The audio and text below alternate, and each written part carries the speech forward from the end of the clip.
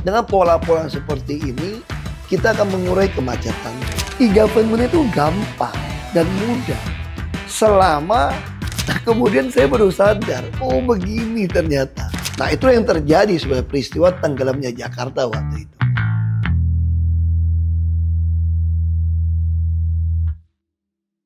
Ya pertama melalui acara ini saya mau sampaikan bahwa saya berharap siapapun yang bisa diberikan kepercayaan memimpin Jakarta sebagai gubernur tentu bisa memikirkan apa yang saya sampaikan ini bisa diterapkan atau tidak.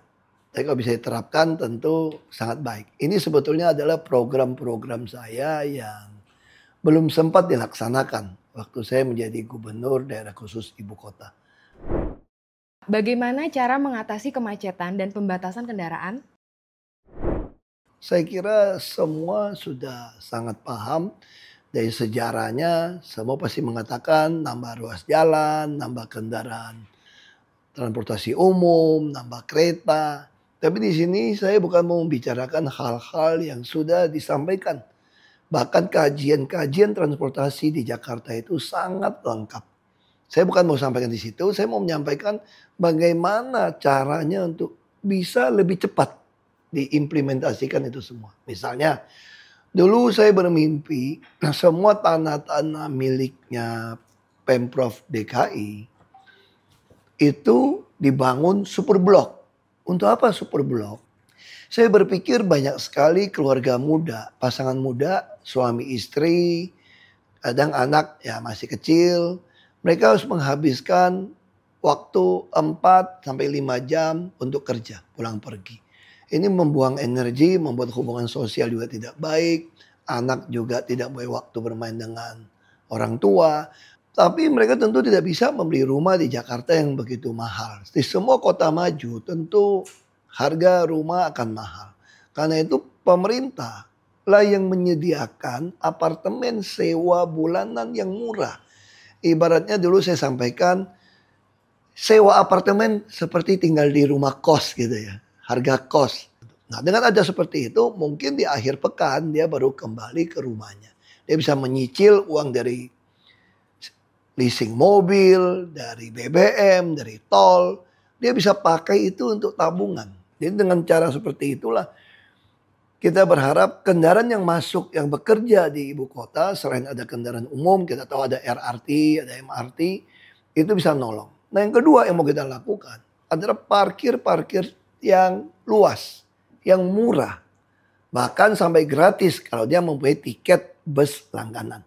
Misalnya mungkin Bapak Ibu Saudara masih ingat di Jakarta saya menyediakan bus lantai bawah yang gratis di sepanjang jalan-jalan protokol. Untuk apa kendaraan gratis masuk bus tingkat?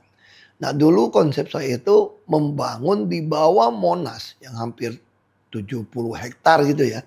Kalau nggak salah ukurannya. Itu bangun parkir bawah tanah. Sehingga kendaraan yang mau masuk ke Sudirman Tamrin yang begitu macet. Itu mereka akan parkir di sana. Nah, dulu sempat juga kita berpikir ada ERP. Apa bedanya ERP dengan tol dalam kota? Tol itu untuk menaikkan harga, menurunkan harga kita tentu mesti minta surat dari Menteri PUPR. Ada badan pengelola tol. Nah, kalau ERP menjadi milik Pemprov, kita bisa mengatur dengan baik. Harganya bisa kita tinggal turunkan, bila perlu kita gratiskan. Jadi ERP berfungsi bukan menarik uang pemakai kendaraan bermotor, bukan. Itu menjadi alat mengendalikan jalur yang akan dilewati orang. Nah ketika begitu penuh, kita tentu akan mendorong dengan ERP bisa turunkan harga supaya bisa masuk. Mana bisa yang kita naikkan supaya orang tidak masuk. Nah itu tujuan dari ERP. Nah apalagi mau kita lakukan? Tanah Jakarta kan terbatas. Bagaimana kita bisa mentambah lahan selain lahan yang Pemda yang ada. Nah itu dulu pernah saya lemparkan sebuah kajian yang belum bisa saya laksanakan. Orang yang tinggal di kawasan yang padat, harga rumahnya murah relatif dibandingkan dengan yang di luar. Di situ saya menawarkan satu konsep. 1 ditukar 3, tapi vertikal. kota metropolitan mau tidak mau jadi vertikal. Tapi ketika jadi vertikal, katakanlah ada 1 hektar, ketika saya bangun jadi setengah hektar, 5.000. 5.000 itu harus jadi taman, jadi jalan alternatif untuk orang pejalan kaki. Nah dulu saya pernah juga membuat studi banding, minta tim, kenapa tidak membuat jalur sepeda itu melintasi sungai-sungai, kali-kali yang ada di Jakarta. Termasuk dari taman-taman yang udah kita plot tadi. Sehingga orang betul-betul akan mempunyai alternatif memakai sepeda melintasi jalur-jalur di atas sungai maupun di atas taman-taman itu. Saya juga pernah melempar sebuah isu jalur-jalur protokol misalnya seperti Sudirman Tamrin, Kuningan. Gedung-gedung antar gedung itu ada pagar pembatas. Sehingga orang dari satu gedung saja mau ke gedung sebelah termasuk mau nyebrang. Itu kalau makan siang kantor itu kita lihat ya kalau zaman makan siang. Semua bawa mobil keluar untuk cari makan. Nah coba kalau antar gedung itu tanpa pembatas. Dan kita kasih dia kompensasi dengan diskon pajak bumi bangunan. Kita kasih dia kompensasi dia boleh buka dagang. Termasuk kompensasi membangun LED untuk iklan yang perusahaan dia tidak perlu bayar. Dan pejalan kaki bisa merasa aman. Termasuk membuat terowongan di bawah untuk menghubungkan. Nah Pemda bisa melakukan itu. Kalau Pemda melakukan terowongan antar misalnya Kuningan, Sudirman, kita lewatin lintas bawah. Kita ada MRT, kalau yang ada MRT pun kita buat lintas ke bawah. Itu kan jadi bisa tempat untuk para kaki lima untuk dagang gitu loh. Dan tentu kita berharap juga orang-orang yang bekerja itu kita klasterkan kerjanya.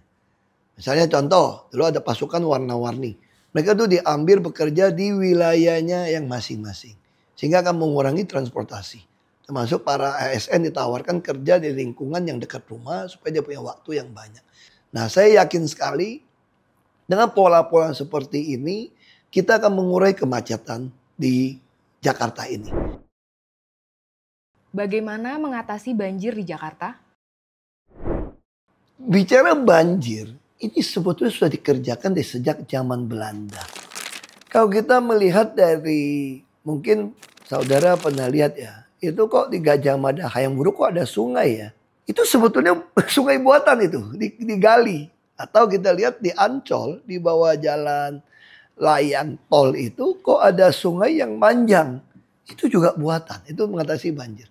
Termasuk banjir Kanal Barat, termasuk banjir Kanal Timur yang dikerjakan di zaman Ibu Megawati sebagai presiden dan Bang Yos sebagai gubernur DKI. Itu sudah dirancang oleh Belanda. Saya mungkin cerita sedikit. Kalau kita lihat di Manggarai, di sana ada satu pintu air Manggarai. Lalu di banjir Kanal Barat itu ada pintu air karet. Dulu waktu saya masih gubernur saya lihat kok protapnya kalau pintu Manggarai dibuka maka wajib menginformasikan ke istana. Saya dulu tidak paham. Bang Yos waktu itu tanya sama saya, bilang sama saya, ini hujan besar, kenapa kamu tidak siaga melihat kondisi pintu Manggarai? Terus kita mendengar ada pintu Katulampa yang di Bogor. Nah kemudian saya baru sadar, oh begini ternyata sistem pengaturan banjir oleh Belanda. Jadi kalau tidak salah kita ada 13 sungai utama. Nah Belanda udah mempunyai konsep. Di antara 13 sungai utama itu ada 1.300 lebih kalau nggak salah. Sungai-sungai kali-kali kecil untuk menghubungkan. Nah kenapa? Teorinya ketika air datang banyak, air itu bukan dibendung. Kalau makin bendung tetap dia bisa meluap kan. Nah bagaimana didistribusikan merata. Misalnya begini. Apakah kita Belanda membangun resapan sumur resapan? Iya, kami semua lakukan. Tetapi tidak semua tempat bisa bangun sumur resapan. Karena di Jakarta ini kan Jakarta itu kan muara ya. Nah tapi kalau ada tempat-tempat yang resapannya bagus, disitulah dibuatkan sumur resapan. Nah kenapa sungai itu bisa airnya tidak masuk semua ke dalam? Sudah jenuh. Apalagi ada lempung kan. Nah saya cerita tentang Manggarai. Kenapa ada pintu Manggarai? Ini adalah Ciliwung. Jadi ketika Katulampa siaga 1, Itu dalam hitungan kalau nggak salah ya 7-8 jam atau berapa air akan sampai ke Jakarta. Nah yang jadi masalah ketika air dari Ciliwung ini datang, zaman Belanda itu kan daerah aliran sungai masih besar. Tapi volume air begitu besar datang. Itu tenggelam itu. Pasti semua akan masuk. Kenapa bisa tenggelam? Pas air laut lagi pasang, airnya terhambat untuk turun. Maka ini semua kota Sunda Kelapa bisa kerendam. Nah di situ Belanda berpikir, kenapa volume air ini tidak saya bagi? Dibuatlah banjir Kanal Barat. Kemudian di zaman Pak Harto kalau nggak salah ada buat Cengkaring Drain juga. Ini banjir Kanal Barat ini untuk mengalihkan aliran sungai dari Katulampa yang Ciliwung itu tadi. Supaya dia belok ke kiri, nggak langsung masuk ke lurus ke istana. Lalu kenapa mesti dibuat pintu air lagi, pintu air karet di banjir Kanal Barat? Karena kalau banjir Kanal Barat itu siaga 1, mungkin masih ingat ya waktu zaman saya sama Pak Jokowi baru jadi, saya wagub, Pak Jokowi gubernur. Baru 1 minggu pada 2 minggu terus banjir, tenggelam, menteng semua. Itu karena banjir Kanal Barat itu tanggulnya jebol. Nah kenapa jebol? Mungkin ketidaktahuan kami atau ada pihak-pihak tertentu sengaja tidak kasih tahu pada kami. Karena dari situ saya jadi belajar. Jadi ketika pintu karet itu sudah siaga 1, harusnya pintu Manggarai dibuka. Kalau tidak dibuka, air akan melintasi tanggul di banjir Kanal Barat. Kalau tanggul dilintasi air, mau tanggul baru pun pasti akan roboh. Nah itu yang terjadi sebagai peristiwa tenggelamnya Jakarta waktu itu. Tapi begitu itu saya mulai paham. Saya panggil, saya pelajarin, lihat catatan dari zaman Belanda. Saya tanya kenapa masih permisi untuk istana. Rupa itu zaman Belanda pun mengalami hal yang sama. Ketika Ciliwungnya sudah, pintu karet sudah siaga 1, maka segera harus dibuka pintu Manggarai. Dengan mengorbankan istana tenggelam. Dengan mengorbankan kota Sunda Kelapa itu tenggelam. Nah itu yang dilakukan. Lalu di zaman Pak Harto, mereka mulai menyadari ini dari Belanda juga. Kalau air laut lagi pasang, ini kan nggak boleh air laut masuk ke dalam. Pakai pompa, tidak bisa pakai pompa kapasitas yang besar sekali. Mau berapa uang ya kalau bisa pompa sampai 150 kubik per detik. Itu pompa segede apa? Di situ mereka membangun waduk. Dalam rencana Belanda itu ada waduk. Di barat ada, di Marunda ada, tapi di Pluit ada untuk ngasih Ciliwung. Artinya apa? Kalau ada waduk, kapasitas pompa itu keburu untuk pompa ke laut. Nah sayangnya waduk yang dibangun oleh Pak Harto kemudian didudukin dari banyak orang. Sehingga dari pendangkalan, volume nampung jadi berkurang. Sungai-sungai juga mulai berkurang. Tanggulnya pun tidak dirapikan. Ada beberapa tanggul yang masih bolong. Ketika air laut pasang, Anda pompa air lautnya masuk lagi. Nggak ada guna. Nah inilah yang kemudian sekali saya pelajari, udah paham seperti itu. Saya mulai bereskan waduk Pluit. Mulai kita bereskan waduk Pluit, diperdalam, tanggul diperbaiki. Lalu saya mulai mengerti, sebetulnya kita tidak pernah takut Katulampa. Apalagi ada banjir Kanal Timur yang dikerjakan waktu Pak Ibu Megawati jadi presiden. Nah disitulah kenapa saya waktu itu ingin membangun besar-besaran di Marunda. Orang-orang yang tinggal di sungai, yang daerah aliran sungai. Kalau aliran sungai selebar ini misalnya. Ketika kemarau kan cuma di sini airnya. Tapi itu tujuan daerah aliran sungai itu air bisa penuh sebegini ini. Nah itulah saya bereskan juga misalnya Kampung Pulau. Sekolah selalu banjir. Setelah ini beres semua, kita tidak pernah takut lagi Katulampa. Sayang ada 30-an kilometer yang belum selesai dari Ciliwung. Kalau itu semua selesai, Katulampa mau datang berapapun tidak masalah. Selama kita bisa sodet ke Kanal Banjir Timur, bisa ke Kanal Banjir Barat, kita bisa ada Waduk Pluit. Terus antar 1.300 itu yang diduduki jadi pedagang-pedagang itu kita pindahkan ke tanah-tanah yang kita bebaskan tadi kan. Supaya pedagang kaki lima itu tidak menduduki lagi parit-parit, got-got antar penghubung tadi. Nah, tanggul utara harus kita bereskan. Udah hampir beres, waktu di zaman saya kita tinggal teruskan lagi. Waduk, kalau kita tambah lagi ada waduk pompa yang beres di bagian Kanal Banjir Barat, di bagian barat. Terus di setiap muara kita tempatkan alat berat yang terus menggali. Karena muara itu suka jadi gosong. Kita lihat pasang itu suka kirim pasir ya. Nah itu yang harus kita terus gali. Supaya volume air turunnya lebih cepat. Lalu tentu kita ada pasukan yang biru, yang air, ada pasukan yang hijau. Kenapa pasukan hijau? Kita tidak ingin lagi orang nyapu-nyapu daun, rumput, apa yang jatuh, dimasukin ke lubang-lubang tali air itu. Nah, dan semua got-got itu harus terus digali.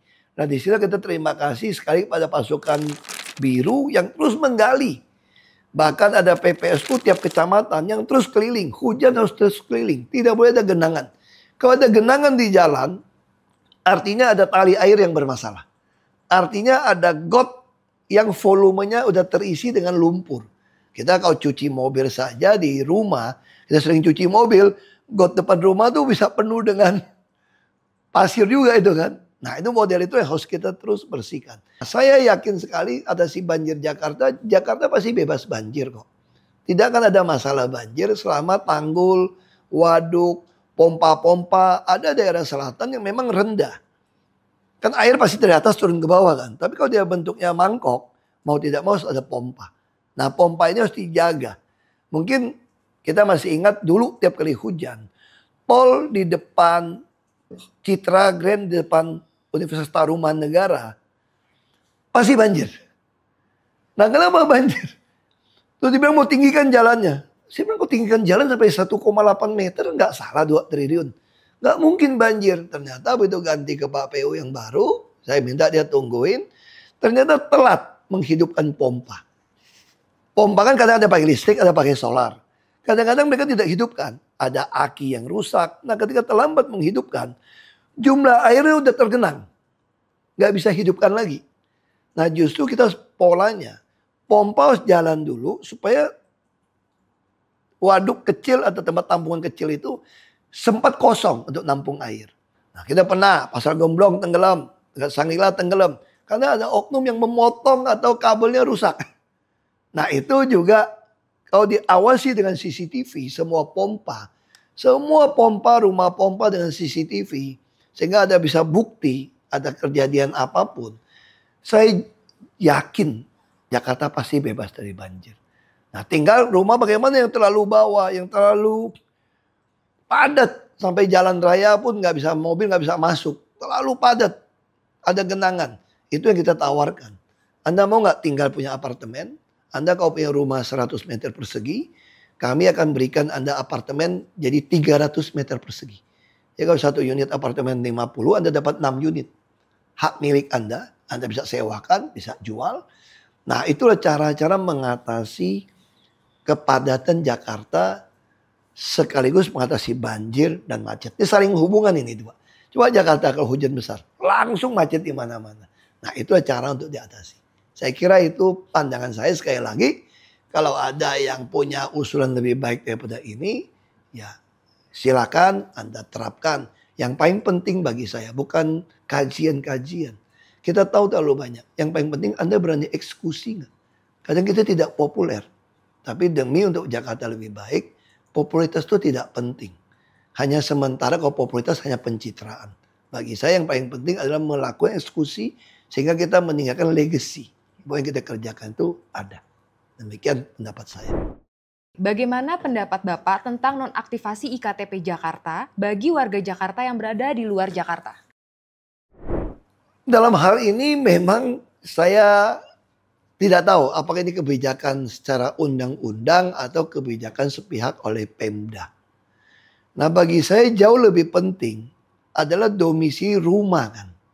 Kalau soal KTP selama dia, misalnya contoh Anda ditugaskan kerja di luar kota sampai 6 bulan setahun. Masa Anda harus kehilangan KTP Anda di Jakarta? Betapa repotnya Anda mesti mengurus semua bank segala hal hanya gara-gara kamu sempat kerja. Kalau ke Jakarta mau jadi sebuah kota metropolitan megapolitan, tidak mempersoalkan mau KTP manapun. Siapapun boleh datang. Apa kita sudah mengenal KTP nasional. Nah dari bagaimana caranya? Jauh menurut saya lebih penting buat tiap daerah itu yang memiliki rumah. Misalnya contoh, saya sekarang tinggal di kota Bekasi gitu ya. Kalau saya sudah tidak ada rumah di Jakarta, harus numpang orang, ya saya harus pindah dong ke Bekasi, misal begitu loh. Tapi kalau saya ada rumah 2, ya nggak bisa, misal gitu kan. Nah orang harus pilih. Bayangin, nanti sertifikat rumah di Jakarta atas nama siapa? Gantinya bagaimana? Jualnya bagaimana? Terus mobil yang saya beli bagaimana? Hanya gara-gara saya kerja di luar kota. Tapi kalau dia sudah tidak ada rumah lagi di Jakarta, dan dia sudah tidak tinggal di Jakarta, bahkan orang tidak punya rumah Jakarta pun, kalau dia masih domisili kerja di Jakarta, selama dia buktikan dia kerja Jakarta, boleh.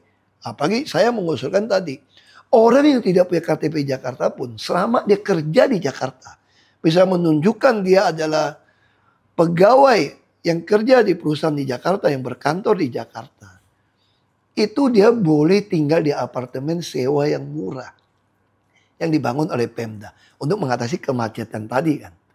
Jadi sekali lagi bagi saya itu bukan suatu hal yang sangat penting. Jadi jangan merepotkan orang lah. Sama kayak dulu orang tanya sama saya, kenapa nggak mau ganti nama-nama jalan gitu ya.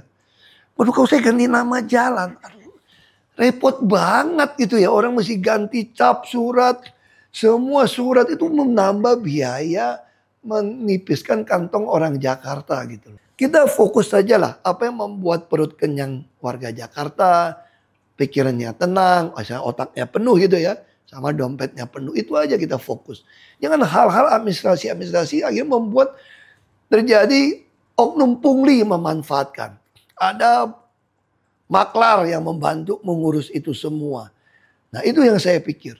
Nah harusnya megapolitan ini kita terbuka. Siapapun yang boleh mencari makan di Jakarta. Asal tidak membuat kriminalitas atau merugikan Jakarta. Itu lebih penting kalau menurut saya. Bagaimana cara Jakarta menerapkan kembali e-government? Ya sekali lagi saya katakan transparansi. E-government itu gampang dan mudah. Selama transparan. Semua orang bisa mengawasi. Misalnya contoh di Jakarta yang belum saya lakukan. Itu saya lakukan di Pertamina. Adalah tanda tangan digital. Disposisi digital. Kita betul-betul tidak pakai kertas. Rapat semua digital. Kita rapat dengan sistem darling istilahnya. Semua catatan rapat terekam dan tercatat dengan baik. Jadi siapapun tidak bisa. Dan warga bisa tahu tuh. Kalau untuk dibuka untuk publik. Hak warga untuk tahu. Termasuk anggaran. Kita tidak mau lagi tuh ada anggaran yang warga tidak tahu. Harus sampai lembar ketiga. Beli 1 botol air mineral pun warga harus tahu. Nah ini sistem anggaran, sistem government yang digital. Akan menghemat banyak biaya. Akuntabilitasnya bisa terjamin dan mencari yang bertanggung jawab siapa juga akan dengan mudah. Nah, melakukan audit forensik pun akan dengan mudah. Nah, itu yang kita harus lakukan. Seluruh sistem harus dibangun dengan digital system. Itulah teknologi yang bisa kita terapkan di Jakarta. Sekali lagi, ini adalah acara A3, ada joke gitu ya. Kalau A1 kan pasti gitu ya. Kalau A3 tentu kalau ada cara yang lebih baik daripada yang saya tawarkan, tentu bisa disampaikan, dikerjakan lebih baik. Nah ini hanya pemikiran saya yang dulu tidak kesampaian. Semoga ini bermanfaat bagi semua orang. Terutama yang bisa menjadi gubernur Jakarta nanti. Terima kasih.